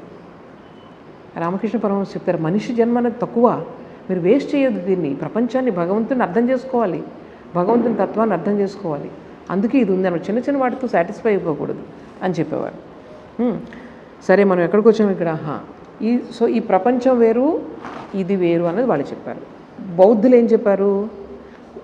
మొత్తం అంతా ఏంది, భగవంతుడు లేదు, ఏమీ లేదు, ఇదంతా కూడా ఒక కాన్స్టెంట్లీ చేంజింగ్ థింగ్. ఈ మొత్తం ప్రపంచం అంతా కూడా, సృష్టి అంతా కూడా అంతే. ఇక్కడ ఉంటూ నువ్వేం చేయాలంటే, నీలో కోరికలు లేకుండా ఉంటే నువ్వు ప్రశాంతంగా ఉంటావు. నువ్వు కోరికలు లేకుండా ఉండు, ఇలా ఉంటే నీకు ప్రశాంతంగా ఉంటుంది. ఎవరికి ఏ కీడు తలపెట్టకు, అహింస, ఇవన్నీ కూడా కొన్ని నైతికంగా వాళ్ళు చెప్పేసి వెళ్ళిపోయారు. సరే, ఇప్పుడు తాత్వికంగా చూస్తే ఏది కరెక్ట్? వాళ్ళు 2 అంటారు, వీళ్ళేమో లేదంటారు, వీళ్ళు చేంజ్ అవుతుందంటారు. ఏం చేయాలి? ఇప్పుడు స్వామీజీ ఏం చెప్తున్నారంటే, సోల్ అన్నది ఉంది. ఎందుకంటే మనం ఇప్పుడే చెప్పుకున్నాం, ఏదైనా ఒక చేంజ్ మనం చూడాలంటే చేంజ్లెస్ ఒకటి ఉండాలి. అందుకని భగవంతుడు ఉన్నాడు, అది లాజికల్గా స్వామీజీ ఎస్టాబ్లిష్ చేశారు. అక్కడ ఏం చేశారు? డ్యూయలిస్ట్ని, ఎవరైతే ద్వైతులు ఏదైతే చెప్పారో దాన్ని స్వామీజీ సపోర్ట్ చేశారు. కానీ అవి 2 వేరు అన్నది స్వామీజీ ఒప్పుకోవట్లేదు. 2 ఒకటే. అది తర్వాత వస్తాం అక్కడ. ఇంక రెండవది, బౌద్ధులు ఏం చెప్పారు? ఎప్పుడు చేంజ్ అవుతూ ఉంటుంది ప్రపంచం. కరెక్టే, మేము కూడా ఒప్పుకుంటాం. ఎప్పుడు ఏదో చేంజ్ అవుతూ ఉంది, మాస్ ఆఫ్ చేంజ్ అనమాట మొత్తం ఈ ప్రపంచం అంతా కూడా. మేము అది ఒప్పుకుంటాము. బౌద్ధులు ఏదైతే చెప్పారో అది కూడా మేము ఒప్పుకుంటాము. కానీ దాని వెనుక మాత్రం ఒక కాన్స్టెంట్ రియాలిటీ ఒకటి ఉంది అని మాత్రం ఉంది. అది బౌద్ధులు లేదంటున్నారు కదా, దానిని మనం ఒప్పుకోము అని చెప్తున్నారు. ఈ సిద్ధాంతం ఎవరు చెప్తున్నారంటే, ఎవరు చెప్తున్నారు? అద్వైతవాదులు స్వామీజీ చెప్తున్నారు. సరే, ఇక్కడ ఇంకొకటి ఉంది చూడండి, చాలా ఇంట్రెస్టింగ్ థింగ్. ఎక్కడైతే ద్వైతులు అని చెప్పుకున్నాం కదా, ఇప్పుడు మనిషి మరణించిన తర్వాత ఆత్మ బయటికి వచ్చేస్తుంది అని చెప్తాం. అది ఎలా వస్తుంది అన్నది చాలా చక్కగా వర్ణిస్తున్నారు చూడండి. మనం చనిపోయేటప్పుడు ఇవన్నీ తెలుసుకుంటే చనిపోయేటప్పుడు భయం ఉండదు మనకి. ఇవన్నీ తెలుసుకోవాలి చూడండి. ఇప్పుడు బాడీ అనేది డిజాల్వ్ అయిపోతున్నప్పుడు ఏమవుతుందంటే, ముందు ఈ ప్రాణశక్తి ఏదైతే ఉందో, ఈ బాడీ అంతా నిలబడడానికి ప్రాణశక్తి మనకు అరుగుతుంది, ఊపిరి తీసుకుంటున్నాం, రక్తం ప్రసరిస్తుంది, ఇవన్నిటికీ ఒక ప్రాణశక్తి కావాలి. ఈ ప్రాణశక్తి అంతా నెమ్మదిగా అన్ని ఆర్గాన్స్ నుంచి ఒక చోటకి చేరుతూ ఉంటుందన్నమాట. అవన్నీ ఎక్కడికి వెళ్ళిపోతాయి అంటే మైండ్లోకి లైవ్ అయిపోతాయి. ప్రాణశక్తి అంతా కూడా చూడండి, మీరు అర్థం చేసుకోండి, మైండ్లోకి లైవ్ అయిపోతాయి. తర్వాత మైండ్ నెమ్మదిగా ఏమవుతుందన్నమాట, ఒరిజినల్ ప్రాణ ఏదైతే ఉందో అందులోకి లైవ్ అయిపోతుంది. ఆ టైంలో అందుకే వాళ్ళు మాట పడిపోతుంది చూడండి. మనుషులు చూస్తూ ఉంటారు కానీ మాట రాదు. సో ఎట్లాగ ఈ ప్రాణం అనేది పోతుంది అనేది చాలా వండర్ఫుల్గా వాళ్ళు ఎక్స్ప్లెయిన్ చేస్తారు. ఫస్ట్ ఈ వైటల్ ఎనర్జీ అనేది అంతా నెమ్మదిగా విత్డ్రా అయిపోతుంది. మనం చల్లబడిపోతూ ఉంటాయి చూసారా, కాళ్ళలో లేదు, కాళ్ళు చల్లబడిపోయాయి, చేతులు చల్లబడిపోయాయి, కానీ ఇక్కడ వేడిగా ఉంది, వెనక వేడిగా ఉంది అంటూ ఉంటారు. సో ఇదంతా కూడా ఈ వైటల్ ఎనర్జీ అంతా కూడా విత్డ్రా అయిపోతుంది అనమాట. విత్డ్రా అయిపోయి ఏమవుతుంది, మైండ్లో లైవ్ అయిపోతుంది, మైండ్లో కలిసిపోతుంది. అది నెమ్మదిగా ఒరిజినల్ ప్రాణశక్తి ఏదైతే ఉందో దాంట్లోకి లైవ్ అయిపోతుంది. లైవ్ అయిపోయినప్పుడు మీకు ఆ టైంలో ప్రాణం ఉంటుంది కానీ మీకు మాట రాదు. మైండ్ కళ్ళు చూస్తూ ఉంటాయి కానీ మైండ్ పనిచేయదు. అక్కడ మనం అనుకున్న వాళ్ళు చూస్తున్నారని మైండ్ పనిచేయదు. మనం చూస్తున్న డెత్ అనేది మనకే, వాళ్ళకి లేదు. వాళ్ళు వేరే ప్రపంచంలోకి వెళ్ళిపోతున్నారు ఆల్రెడీ. డెత్ అనేది వాళ్ళు బాధపడుతున్నారు, ఇది గ్యాస్పింగ్ అంతా మనమే. వాళ్ళకి నిజంగా బాధ ఉండదు ఆ స్టేజ్లోకి వచ్చిన వాళ్ళకి. వాళ్ళు ఆల్రెడీ వేరే పాత్లో వెళ్ళిపోతున్నారనమాట, విత్డ్రా అయిపోతుంది మైండ్ అన్నది. సో అది ఎలా అవుతుంది అనేది ఇక్కడ చూపిస్తున్నారు చూడండి చాలా చక్కగా. అంటే మనం చనిపోయినప్పుడు మనం వదిలేసేది ఏంటి, ఓన్లీ ఫిజికల్ బాడీ. దాంట్లో మన సంస్కారాలు, మన యొక్క ప్రాణశక్తి అవన్నీ కూడా విత్డ్రా చేసుకుని ఆ మైండ్ ఇవంతా కూడా దాన్ని సూక్ష్మ శరీరం అంటారు. అది దాంతో ఏది వెళ్ళిపోతుంది, ఆత్మ ఏదైతే మనం ఆత్మ అనుకున్నామో బయటకు వచ్చేస్తుంది అనమాట. అచ్చా, బయటకు వచ్చి ఎక్కడికి వెళ్తుంది? 3 రకాల మార్గాలు ఉన్నాయి, అది కూడా మన వాళ్ళు చెప్పారు. మొత్తం మన దాంట్లో గీతాలు అన్నిట్లో ఉన్నాయి. సో ఇందులో బాగా నువ్వు మంచి ఎప్పుడు భగవంతుని ధ్యానం చేసావు అనుకో, ప్రపంచాన్ని ఎక్కువ ధ్యానిస్తూ ఉంటే నువ్వు మళ్ళీ జన్మ తర్వాత జన్మ తీసుకోవాల్సిందే. భగవంతుని ఎక్కువ ధ్యానం చేసావు అనుకో, ధ్యానం చేస్తే అటువంటి వాళ్ళు ఎక్కడికి వెళ్తారట, దాన్ని చాలా ఉన్నాయి, రకరకాల లోకాలు ఉన్నాయి. ఆ లోకాల నుంచి ఒక్కో లోకం నుంచి వెళ్ళి సూర్యలోకం, చంద్రలోకం పేర్లు ఉన్నాయి. అక్కడికి వెళ్ళినప్పుడు కొంచెం హయ్యర్ లోకాలకు వెళ్తాం మనం. వెళ్ళినప్పుడు అక్కడ నుంచి అంతకుముందు మంచి ఎవరైతే ఈ ఊర్ధ్వ లోకంలోకి వెళ్తున్నారో అటువంటి వాళ్ళు మనల్ని తీసుకెళ్తారట పైకి, ఎరా ఇది దారి దా అని చెప్పేసి వాళ్ళు సహాయం చేస్తారట మనకు. ఆల్రెడీ పర్ఫెక్టెడ్ సోల్స్ ఉంటారు కదా అక్కడ, ఆ స్ఫియర్ నుంచి బ్రహ్మలోకానికి వాళ్ళు తీసుకెళ్ళి మొత్తం 14 లోకాలు మన దాంట్లో వర్ణిస్తారు. పైన 7, కింద 7, మధ్యలో భూలోకం ఉంటుంది. సో పైకి వెళ్ళిన తర్వాత బ్రహ్మలోకానికి వెళ్ళిపోతే కనుక మీరు ఎప్పుడూ కూడా, సపోజ్ విష్ణు భక్తులైతే దాన్ని వైష్ణవలోకం అంటారు. శైవ భక్తులు అంటే దాన్ని కైలాసం అంటారు, శివలోకం అంటారు. ఉన్నది ఒకటే, కానీ మన భావాన్ని బట్టి అది మారుతూ ఉంటుంది. సో అక్కడికి వెళ్ళిన తర్వాత ఎప్పుడు కూడా నువ్వు శివుడి సన్నిధిలో ఉంటావు, ఎప్పుడు కూడా విష్ణువు సన్నిధిలో ఉంటావు అని చెప్పి ద్వైతులు చెప్తారు. అద్వైతులు ఏం చెప్తారు, ఎవరైతే ఉపాసన నిరాకార ఉపాసన చేస్తారో, భగవంతుడు నిరాకార నిర్గుణ ఉపాసన చేస్తారో వాళ్ళు ఏం చెప్తారంటే అక్కడికి వెళ్ళి లయం అయిపోతుంది మొత్తం. ఈ జీవాత్మ అనేది లయం అయిపోతుంది. అది ఒకటే కదా, అది పరమాత్మ జీవాత్మ రెండు కూడా ఒకటే, మనకి పైకి అలా కనిపిస్తుంది అంతే. సో అక్కడికి వెళ్ళిన తర్వాత అద్వైతులు ఏం చెప్తారో మొత్తం లయం అయిపోతుందని చెప్తారు. సరే, ఇప్పుడు ఎవరైతే భగవంతుని ధ్యానించారో వాళ్ళ యొక్క మార్గాన్ని చెప్పాం.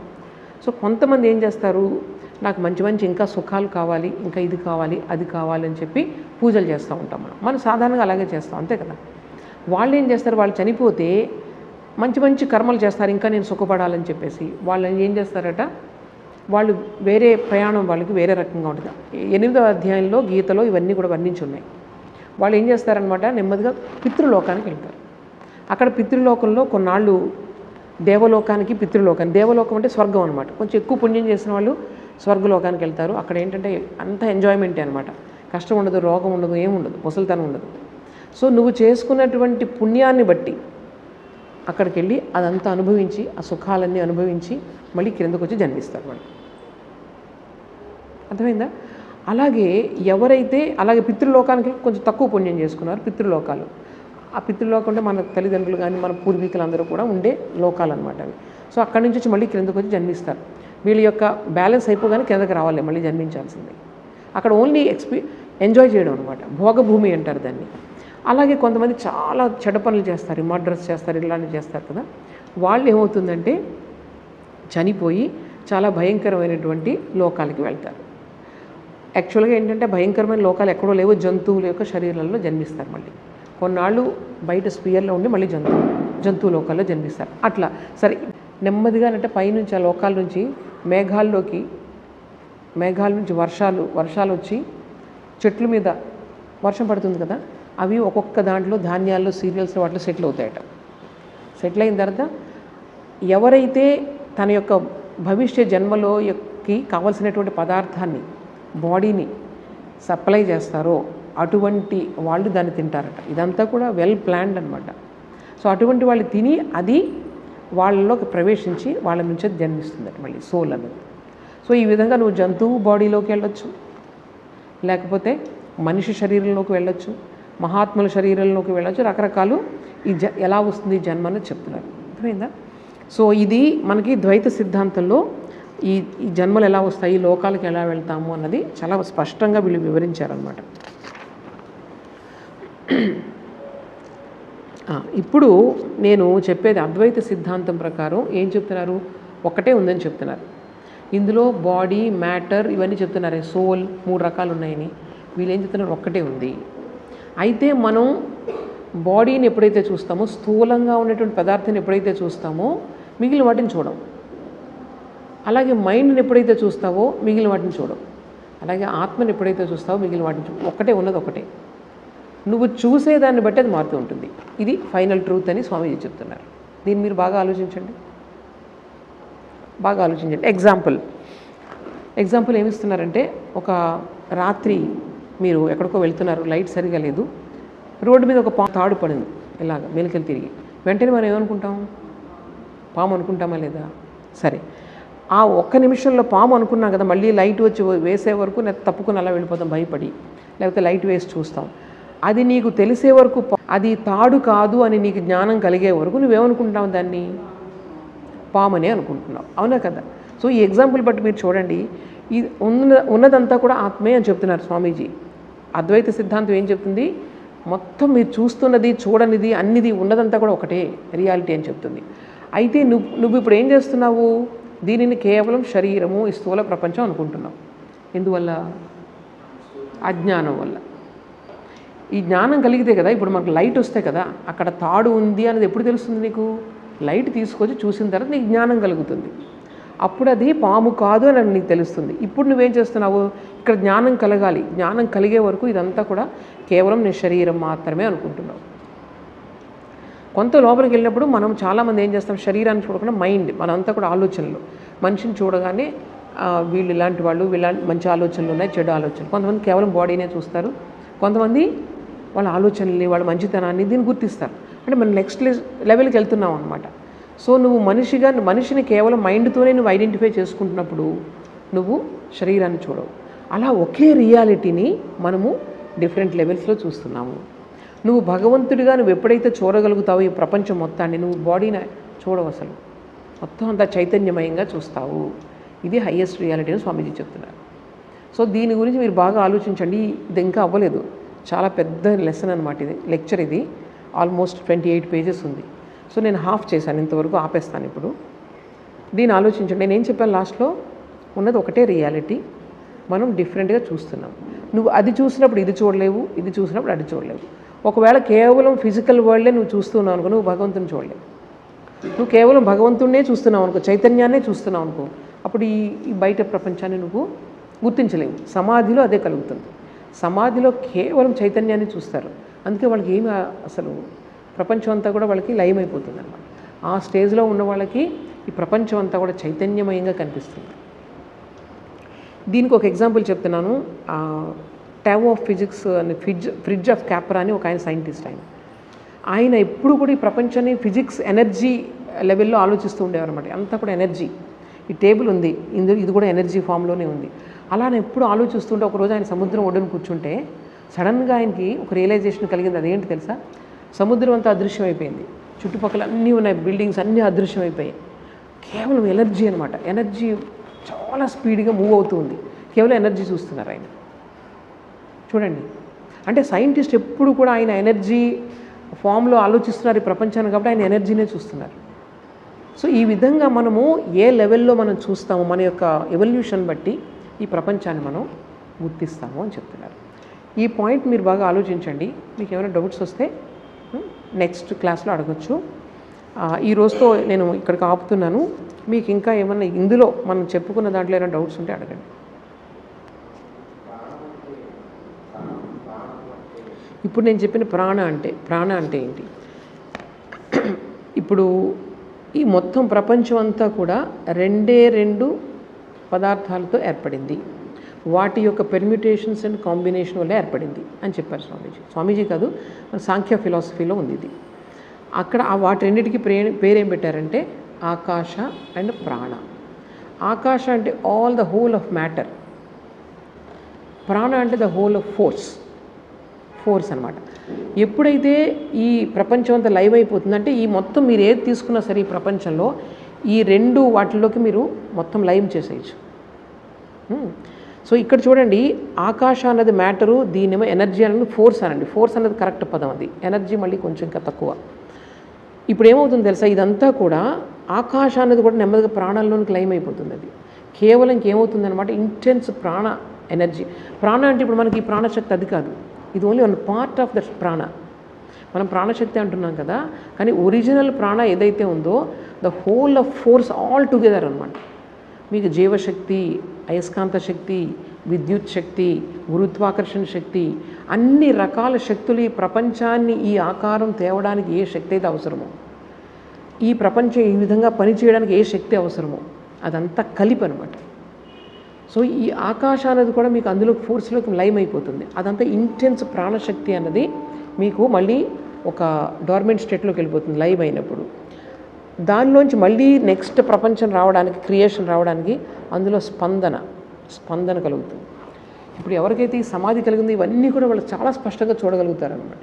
చాలా స్పష్టంగా చూడగలుగుతారు, చెప్పగలుగుతారు. సో ఈ ప్రాణ అన్నది స్పందన, దాన్నే ఏజతి అంటారు. మన ఉపనిషత్తులో ఏజతి అని వర్డ్ ఉంది ఒకటి, that is called vibration. It vibration కలగానే మళ్ళీ అది అలా ఫామ్ అవ్వడం మొదలుపెడుతుంది. ఫస్ట్ సూక్ష్మ ప్రపంచం, తర్వాత స్థూల ప్రపంచం, కాంబినేషన్స్, పెర్మ్యుటేషన్స్ అండ్ కాంబినేషన్స్. ఈ పంచభూతాలు అంటారే, పంచభూతాలు, ఈ పంచభూత ప్రపంచం అంతా కూడా గ్రాసిఫై అయ్యి రకరకాలు వచ్చిందన్నమాట. చాలా లాజిక్గా ఉంటుంది ఇదంతా కూడా. వేదాంత సారు, మన వేదాంత గ్రంథాలు అన్నింటిలో కూడా మొత్తం ఈ ప్రాసెస్ ఉంటుందన్నమాట. సో అలా వచ్చి పంచీకరణ అయ్యి ప్రపంచం అంతా వస్తుందన్నమాట. సో ప్రాణ అంటే original primordial energy from which everything came.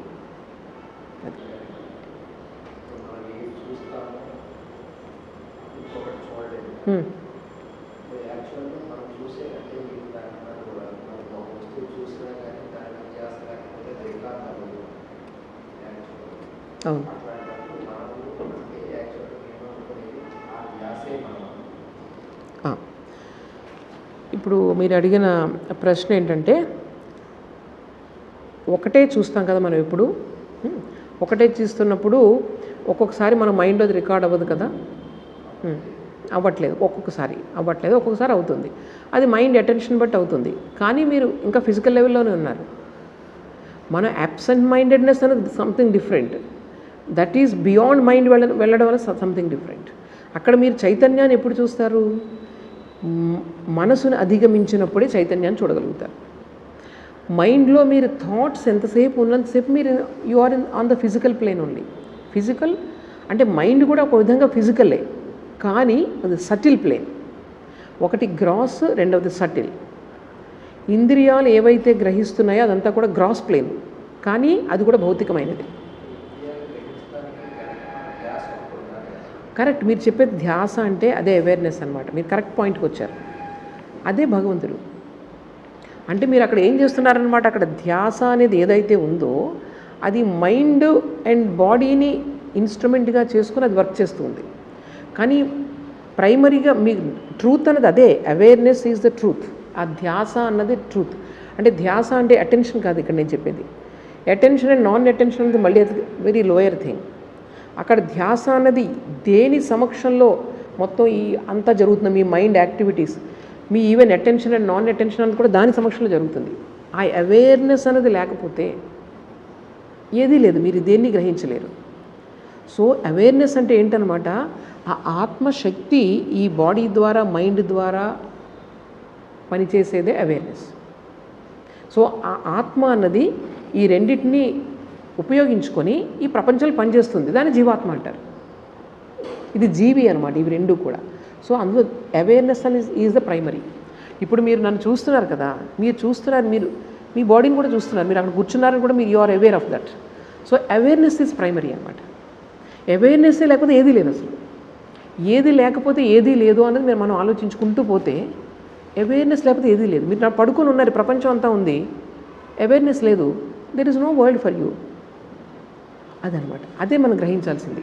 So మీరు ఐడెంటిఫికేషన్ మనకు అందరికీ అర్థమవుతుంది, కానీ ఐడెంటిఫికేషన్ దాంతో చేసుకోవాలి. మనం ఏం చేస్తున్నాం ఐడెంటిఫికేషను? బాడీతో చేస్తున్నాం లేదా మైండ్తో చేస్తున్నాం. సో ప్రాబ్లం చాలా సింపుల్ సొల్యూషన్. సో మీ చూడండి, ఈ ప్రపంచం మీరు ఏం చేసినా, మీరు ఏడ్చినా నవ్వినా, దాని గురించి తాపత్రయపడినా తాపత్రయపడకపోయినా ప్రపంచానికి ఒక గతి ఉంది, మన జీవితానికి ఒక గతి ఉంది. అది అలా జరుగుతూనే ఉంటుంది. కానీ మనం దాంతో ఐడెంటిఫై చేసి దాంతో కొట్టుకుపోతున్నాం, వరదల్లో కొట్టుకుపోతున్నాం. సో ఎప్పుడైతే ఈ మ్యాటర్తో మనం ఐడెంటిఫై చేసుకున్నామో మీరు అందులో కొట్టుకుపోతారంత. ఈ ప్రపంచంలో మీరు స్టడీగా ఉండలేరు అక్కడ. అది ఒక్కటే గుర్తుపెట్టుకోవాలి మనం. అందువల్ల మనం ఎంతసేపు ఏంటంటే అబ్జర్వర్, ఎవరైతే అబ్జర్వ్ చేస్తున్నారో దాంతో ఐడెంటిఫై చేసుకోవాలి. అదే ఈ ఋషులు, యోగులు, మునులు చేసేది అదే అనమాట. కాన్స్టెంట్గా దాన్ని అప్లై చేసుకోండి. సపోజ్ నాకు ఏదో రోగం వచ్చింది, అప్పుడు నేను ఈ బాడీకి వచ్చింది రోగం, నాకే వచ్చింది అనుకుంటాను నేను అక్కడ. సపోజ్ నేను చెప్తున్నాను, నేనే లేననుకున్నా బాడీకి ఎన్ని రోగాలు వచ్చినా, ఆర్థరైటిస్ వచ్చినా, ఇంకోటి వచ్చినా అర్థమవుతుంది దాని బాడీకి.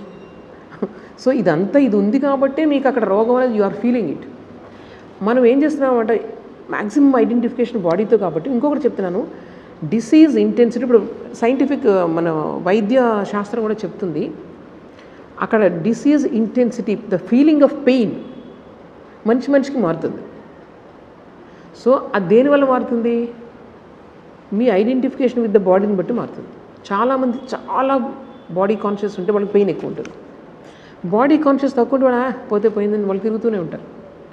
సో దాని అర్థం ఏంటి చెప్పండి? మన identification with the body is the cause of pain and pleasure in this life. అది చాలా కష్టం పోవడం, కానీ ఇట్స్ నాట్ ఇంపాసిబుల్. అది నెమ్మదిగా ఒక్కొక్క స్టెప్ మనం చేసుకుంటూ పోవాలి. సో అవేర్నెస్ అని మన ఐడెంటిఫై, ఇది నేను ప్రైమరీ అనేది, అవేర్నెస్ అనేది ప్రైమరీ. రెండోదంతా థాట్స్ కూడా ఎక్కడ వస్తున్నాయి చెప్పండి? మీ అవేర్నెస్లోనే వస్తున్నాయి. సో ఆ అవేర్నెస్ అని ప్రైమరీ. థాట్ని పక్కన పెట్టండి, వస్తున్నాయి thoughts, don't identify with it. మంచి థాట్ కానీ చెడు థాట్ కానీ లెట్ ఇట్. అప్పుడు మీకు డిస్టెన్స్ అనేది వస్తుందన్నమాట. మీ బాడీ మైండ్ నుంచి డిస్టెన్స్ పెరిగే కొద్దీ you will understand the truth. ఇది యోగులు కళలో కూడా చేస్తారు, నిద్రలో కూడా చేస్తారు, స్లీప్లో కూడా అంత ప్రాక్టీస్ చేస్తారు వాళ్ళు. ఈవెన్ స్లీప్లో కూడా వాళ్ళు they are aware, they are dreams, they are everything they can remember they dreams because అంత అవేర్గా అనమాట. అవేర్నెస్కి మీరు అంత ఎక్కువగా ఇస్తే కనుక ఆ చేతన అనేది అంత జాగృతం అవుతుంది. మనం చూడండి అన్కాన్షియస్లోనే మనం ఎక్కువ వెళ్ళిపోతూ ఉంటాయి జీవితాలు, అంతే కదా. మన మైండ్ ఇప్పుడు అన్కాన్షియస్లోనే పోతూ ఉంటుంది, కొట్టుకుపోతూ ఉంటుంది. మనం కాన్షియస్గా ఎప్పుడు చాలా తక్కువ ఆలోచిస్తాం. అన్కాన్షియస్ ఇంప్రెషన్స్ అలా వస్తూ ఉంటాయి, ఏవో ఆలోచనలు వస్తూ ఉంటాయి. సో కాన్షియస్ థింకింగ్ అన్నది ప్రైమరీ సాధన అనమాట లైఫ్లో. దానికోసమే మనకి ఈ సాధన, మన మంత్రాలు ఇవన్నీ మనకు హెల్ప్ చేయడానికి.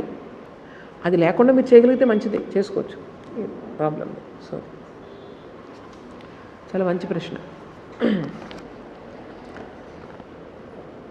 ఓం అసతో మా సద్గమయ తమసో మా జ్యోతిర్గమయ మృత్యోర్మా అమృతంగమయ. ఓం శాంతి శాంతి శాంతి. హరి ఓం తత్సత్. శ్రీరామకృష్ణార్పణమస్తు.